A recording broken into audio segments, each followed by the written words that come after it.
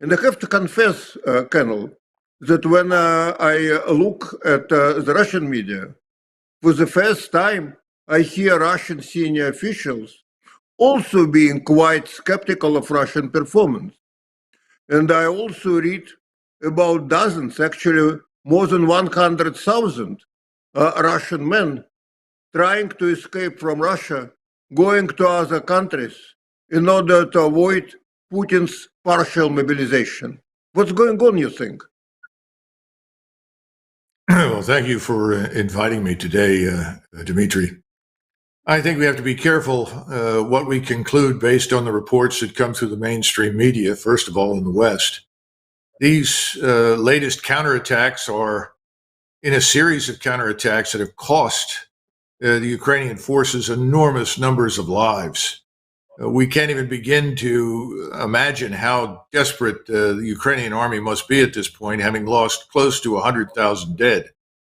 And the only thing I can think of is that they are desperate to try and drag in the United States and NATO on their behalf. And so they're launching these attacks relentlessly in the hopes they can create the illusion of success. The truth is that these counterattacks have achieved very, very little. The Russians are running what we would call in the West an economy of force mission in southern Ukraine. And they've given ground when they thought it was necessary to do so. But in most cases, the distance when we talk about giving ground is the distance perhaps in this area between Culpeper, Virginia and Warrenton, Virginia, or Warrenton, Virginia and Manassas. In other words, 23, 24 miles. Then it stops. The Russians adopt a new defensive position. The bulk of the regular Russian army is not involved in these things, and they are building up for what I think will be very substantial offensive operations in the future. This is a very complex situation. I realize it. I particularly realize it because I live close to Warrenton, Virginia. So I understand the geography, which you have just mentioned. And particularly if you are talking about areas which are not quite urban, where there is a lot of open space, which allows quick maneuver, it's very easy to confuse a tactical success with strategic victory. Having said Precisely. that, if you look at what the Russians themselves are saying, if you look at Russian telegraph channels, they are filled, I wouldn't hesitate to say, despair. A lot of people are almost as desperate as they were on October 15th, 1941, when a lot of people in Moscow were predicting an imminent German takeover. Well, we know it did not quite happen, and we know how that war have ended. For Russia, it ended in Berlin. Having said that, it certainly is not what the Russian High Command have expected. It certainly is not clearly the way they visualize their military operations. Do you think, first, that there were serious Russian errors of judgment, military errors of judgment? And do you think, assuming such errors took place, that the Russians still could repair the damage? Well, first of all, I think any army that has spent many years in garrison and takes the field in large numbers to conduct high-end conventional warfare is going to make some mistakes and have some problems. I don't see any of those really as being either irreversible or all that serious. I think people need to understand something, and I'm sure the Russian population is curious because the entire approach to this campaign has been very different from what one would have normally expected from Russian military doctrine. But that's because this was always designed to be a limited operation to move into limited areas with the purpose of destroying Ukrainian forces. Now, that mission was largely accomplished, but there was a key underlying assumption, and that assumption was that Moscow would have someone to negotiate with, that there would be an interest in bringing the conflict to a close. I don't think Moscow ever thought that the United States would try to turn this into a desperate situation for Russia. And the Americans have made some serious mistakes in this connection. They assumed that they could crush Russia financially and economically, and they didn't understand that Russia stood outside of that system. They've also tried to isolate Russia from the rest of the world, when in fact the rest of the world, minus Europe and North America, is largely sided with Russia. So I think the United States has underestimated this. The other thing is the United States thought they could win by essentially exposing millions of Ukrainians to terrible conditions. I don't think that's worked very well. I think the Ukrainians have suffered terribly, and under normal circumstances, I think this would already be over.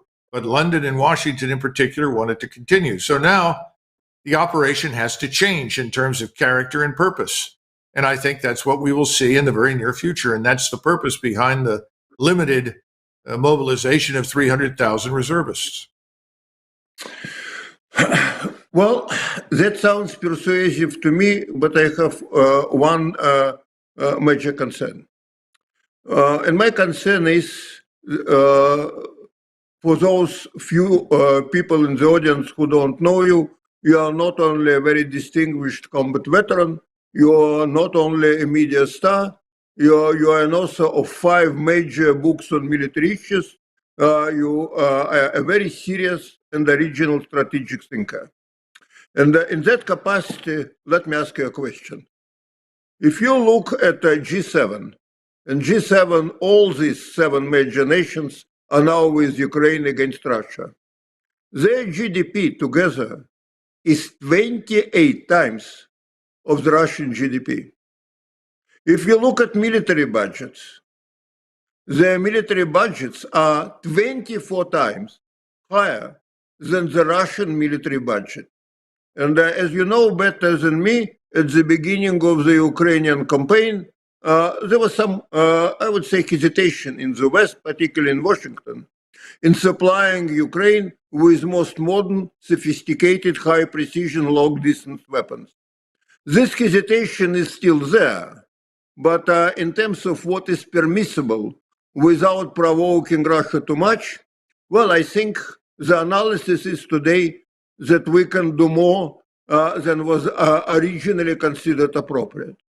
How under those circumstances can Russia win if this war lasts for months or years?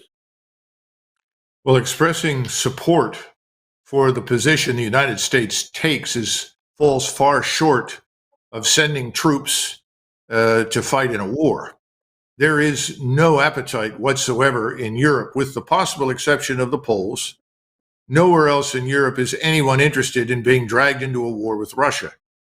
And right now, the support for Russia from the United States European allies is shrunk to a trickle. It's drying up. And we are now reaching the end of our war stocks. In the meantime, the predictions that the Russians would run out of munitions, the Russians would run out of tanks, and everything else, all that's nonsense. The Russians have plenty of ammunition, plenty of equipment, and the bulk of their forces have not been engaged. The Russians have never committed more than 20% of the Russian regular army to Ukraine. Again, that's going to change at this point. I think Moscow has finally given up on the potential for any negotiated settlement. And then there's another aspect that has to be brought into this, and that's the economic damage done by the sanctions leveled at Russia to Europe. Europe's in a very serious position right now, particularly Germany. And frankly, Germany is the keystone in the edifice of NATO and the European Union. The Germans are furious. They're angry. They're frustrated. They don't understand what's happened. They're particularly frustrated with the Poles, who seem to be determined to find a way to war with Russia. I think we're going to see changes in the German and French and other European governments on the model of Mrs. Meloni's victory in Italy. And I think these will change the strategic complexion of the entire event. And Ukraine, by the way, is going to suffer terribly as the winter wears on. And there will be no help for Ukraine from the Europeans or the United States to deal with that effectively.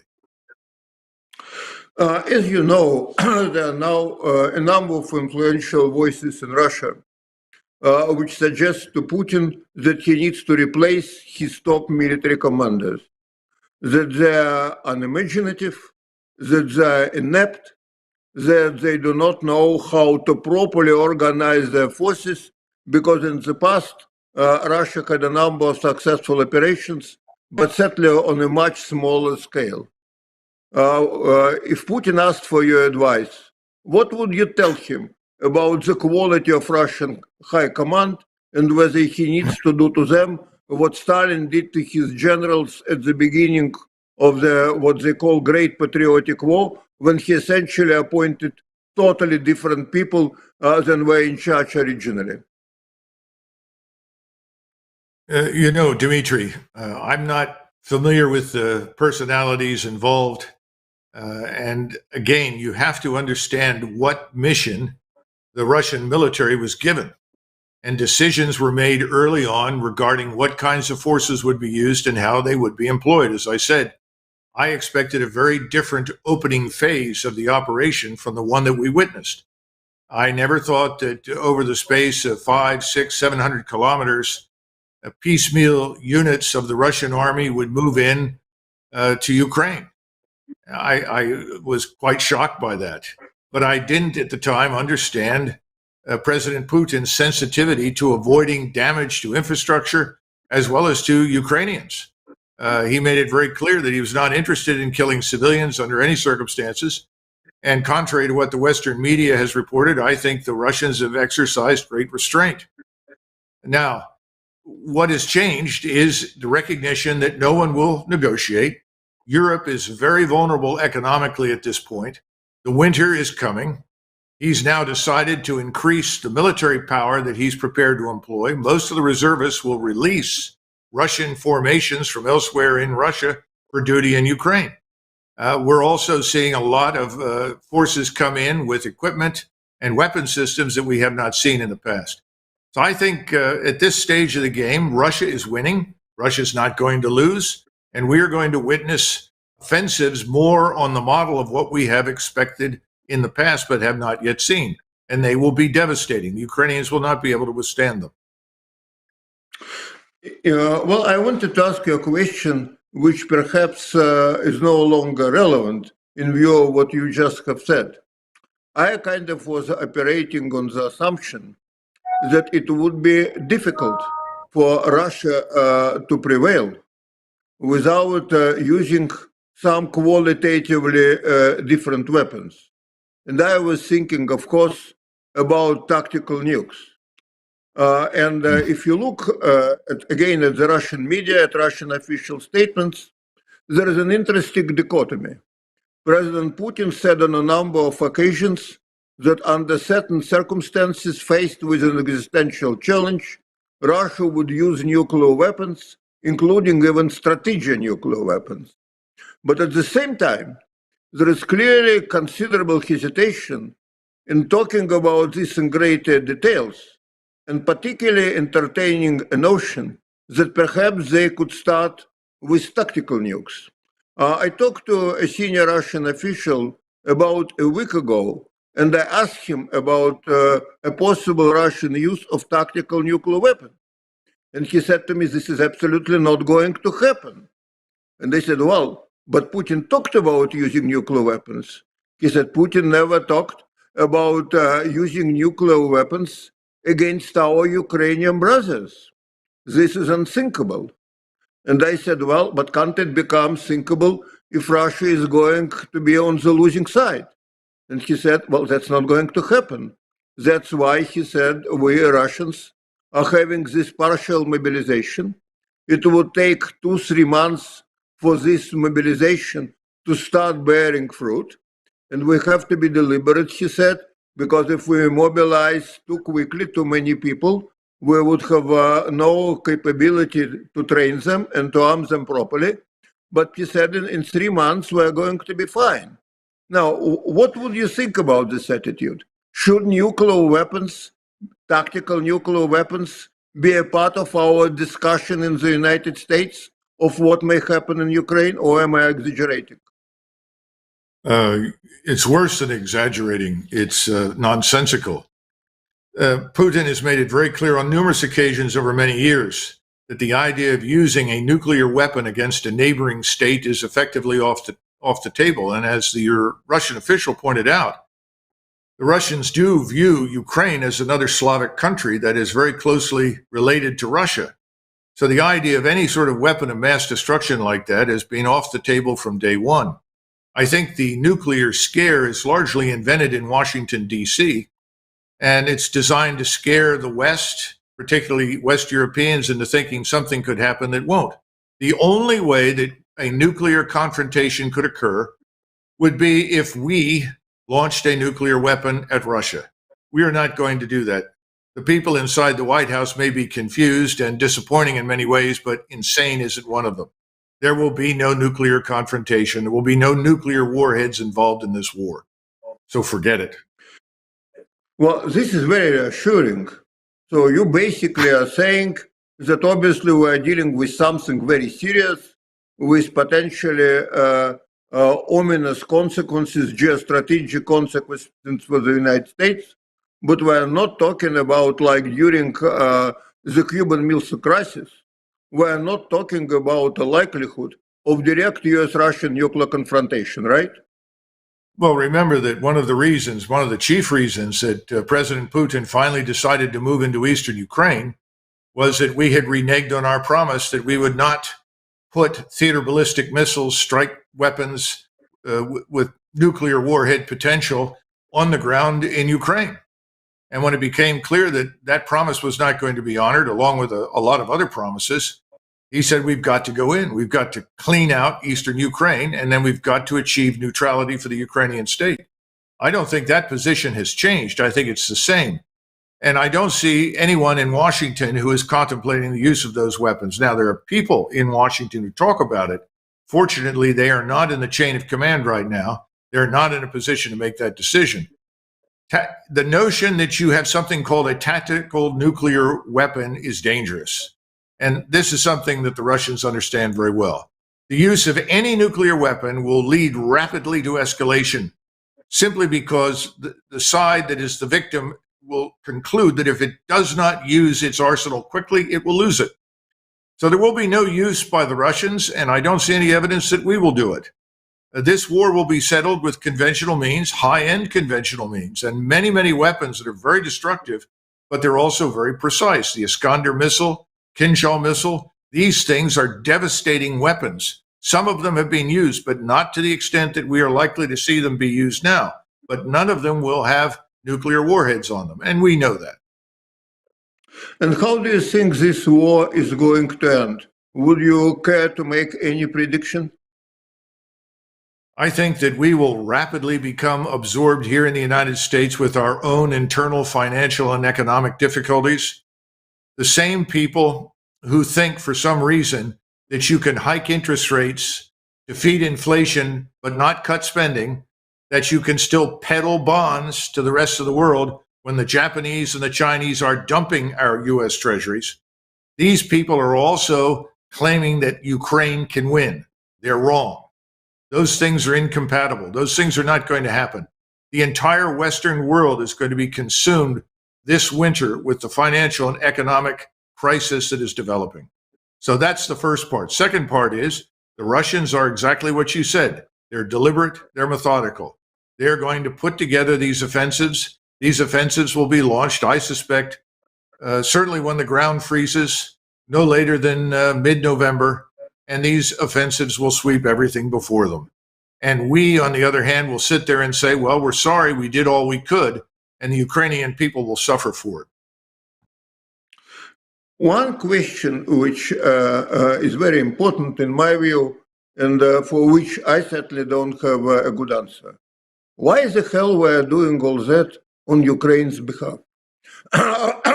It's very difficult for me to imagine that reasonable and well-informed people inside the Biden administration really believe that Ukraine is a democratic country.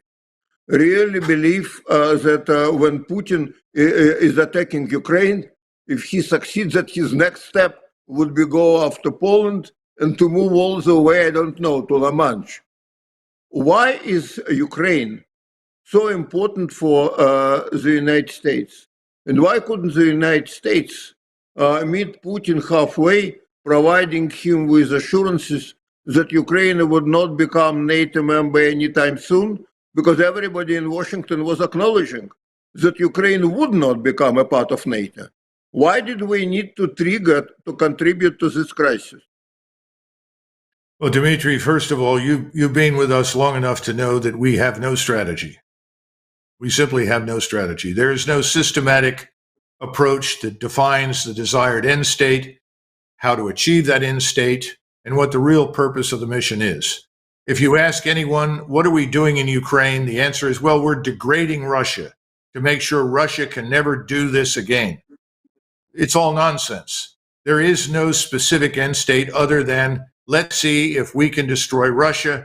Ukraine is an opportunity for us. We'll intervene, we'll set up a government, and then we'll exploit the Ukrainian people to weaken Russia, and perhaps we'll be successful, and we'll eliminate this obstacle to total global financial domination by the United States and the dollar. It's ridiculous nonsense. The World Economic Forum is part of it. The people in the West, the elite class is part of this. It was a terrible miscalculation. It's not going to work. It's going to fail miserably, and we are going to be in serious crisis. So the best answer I can give you is that these people were opportunists. They thought they could do something they can't. It's failing. It will fail. And the consequences for us will be enormous. I mean, look, NATO is really in ruins at this point. Anybody who looks at it objectively knows the Europeans are not mobilizing nor have any interest whatsoever in a war with Russia. They thought NATO existed to stop wars in Europe. They thought NATO's purpose was to avoid future wars. They thought the EU was there to promote peace and prosperity across borders. All of that has been turned on its head by Washington. Washington is failing. It won't work. All we have to do at this stage, I'm afraid, is take the abuse that we will from the mainstream media and from the politicians in Washington who will depict us as deranged traitors. But in the next 60 to 90 days, that picture will change tremendously. And when it does, we will do what we have always done. We will stop talking about Ukraine, change the subject, and talk about other things. Because in the final analysis, what happens in Ukraine has never mattered strategically to us. It's interesting. You mentioned that I was in the United States long enough to know certain things about American strategic thinking. Actually, I was in the United States for 50 years.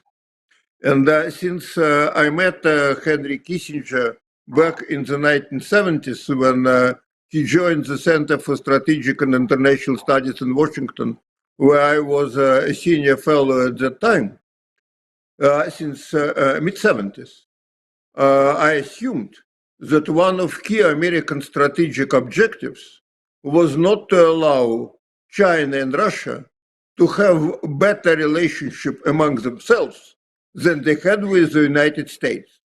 And the idea that the United States would intentionally, or more likely unintentionally, pushing Russia closer to China, everyone assumed, who was looking at American foreign policy, that this is something that simply could not happen. And particularly when you are dealing with Secretary of State Blinken, National Security Advisor Sullivan, very experienced people, very well-educated people, very, I should say, familiar with global affairs. When the President of the United States was, as you know very well, for many years before he became Vice President, Chairman of the Senate Foreign Relations Committee, for many years occupied this important position, but also a position which allows you to be educated about global affairs. What in your mind are they thinking? Why they're doing that? Is it some kind of blind momentum because of their hatred toward Russia, as many assume in Moscow? Is this some strategic plan we cannot quite understand? Or is the United States so big and powerful that we simply can do whatever without being concerned about serious negative consequences? Dmitry, I think your last point is a very valid one. I think that figures very prominently. Remember, the presidents that you referred to before 1991 were guided largely by strategic interests. It doesn't make any difference whether you talk about George Bush, Jimmy Carter, uh, Richard Nixon, everyone tended to look very carefully at what the strategic interests of the United States were and what the strategic interests were of Russia, the Soviet Union, and China. We have cast that aside. It's a kind of blind arrogance informed, I'm afraid, only by ideology. The ridiculous notion that somehow or another we are the vanguard of a revolution that is sweeping the world. And this globalist revolution preaches the predominance of liberal democracy. Not that I've seen very much evidence for that lately in my own country, but they preach that, and they preach globalism as their principal ideology. In other words, that we're going to denationalize everybody, destroy borders everywhere, and we'll end up with some sort of one world government. It's all nonsense. But I think that's what's happened. Ideology has trumped interests. We've got to get back to understanding interests. And if we looked at ours, we looked at Russia's, we would understand that Russia has always had and always will a legitimate national security interest in Ukraine. And furthermore, when you look at Russia's armed forces today, the size of these armed forces, it's absurd to suggest that Russia has any interest or plan to conquer Eastern Europe. It doesn't have the force to do it. So you can't have it both ways, Dmitry. You can't say on the one side, look at how incompetent and weak the Russians are. But, oh, by the way, if they succeed in Ukraine, they're all marching on Warsaw. It's absurd. Doesn't make any sense. We've got to get back to interests, but we need a completely new administration. Frankly, I think we need a new generation of leaders in Washington. Well, it will not come as a surprise to you that I do not necessarily agree with everything you said, particularly about tactical nuclear weapons, but you know about them much more than I do. But I overwhelmingly agree with your basic approach to foreign affairs. But when you talk to Russians, when you talk to Chinese and to many people in Europe, they would tell you that you strategic realists in Washington, you have a lot of interesting ideas. Why should we listen to you? You don't matter much. There is bipartisan consensus in Washington that takes in the United States in a very different direction. And things are not likely to change. Whoever becomes the president in 2024. Would you agree with that? Is there a credible alternative to the current American foreign policy? Well, first of all, I think it's important to acknowledge that whether you are in Washington or Moscow or London or Paris or Berlin, if you are not in power, you are probably irrelevant. So from that standpoint, I can't argue with your position. I am not in a position of power or influence or authority.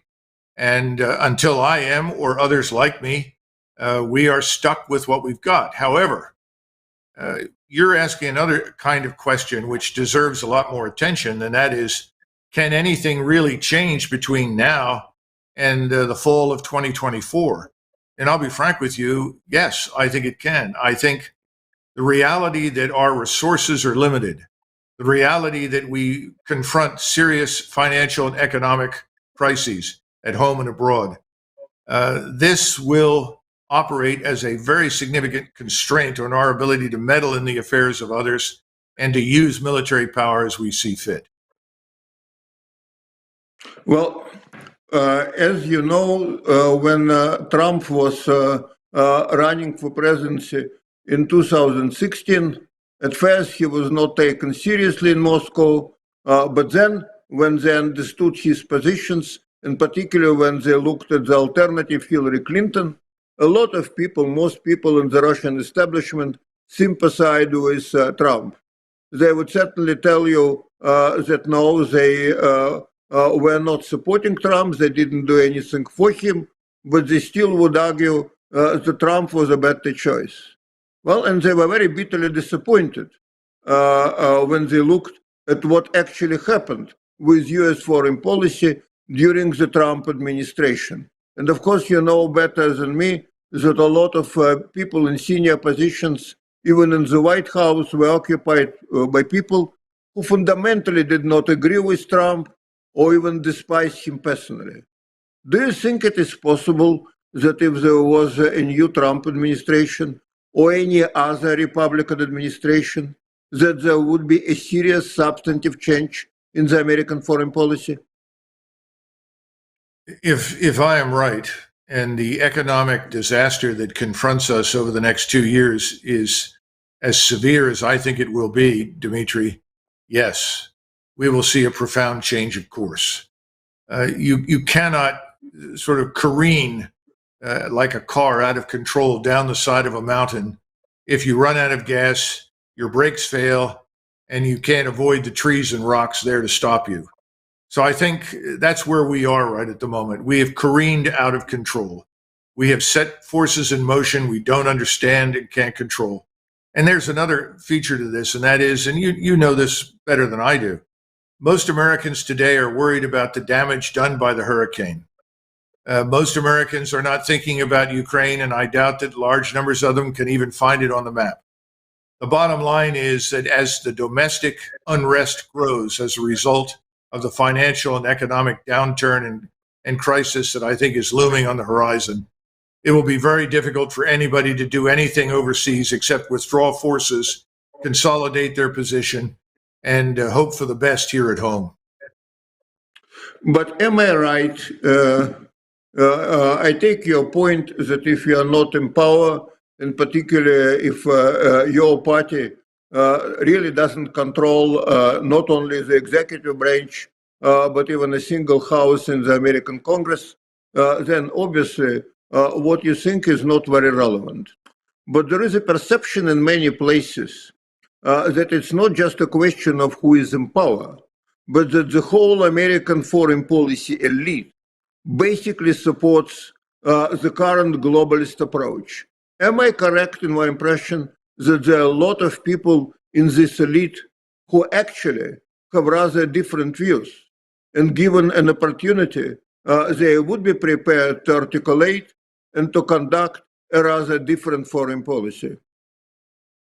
You know, again, you're better positioned to make that evaluation than I am. I just don't know enough about the people that may be out there, because let's be frank, most people are running silent, or they are effectively prostituting themselves to the status quo.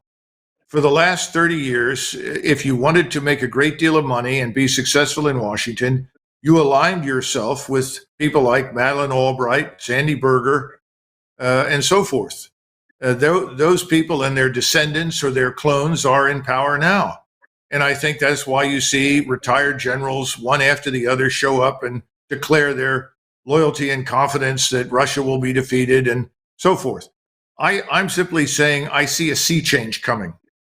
And whenever you get a sea change, there are lots of windsocks in this city. They will change direction too when they see that the direction of the political winds have changed and the economic winds. But more important, I think you will see new personalities emerge. The sad truth is that our system has never been a very good one for foreign and defense policy. We tend to lobotomize the government every 4 to 8 years, as my friend Chaz Freeman likes to point out. But this time, I think you will see a true lobotomy. I think a lot of these people will be swept away in the disaster that lies ahead. And that disaster is not war, it's economic disaster. Well, this was not a very optimistic conversation, but I am very appreciative of your sober and penetrating analysis. And I do agree with you with something very optimistic, that what we see today is obviously quite discouraging. It's very difficult for me, at least, to look at the current Washington with its foreign policy establishment, which is predictable in a very, in my view, non-analytical way, where ideological cliché prevail over serious evaluation.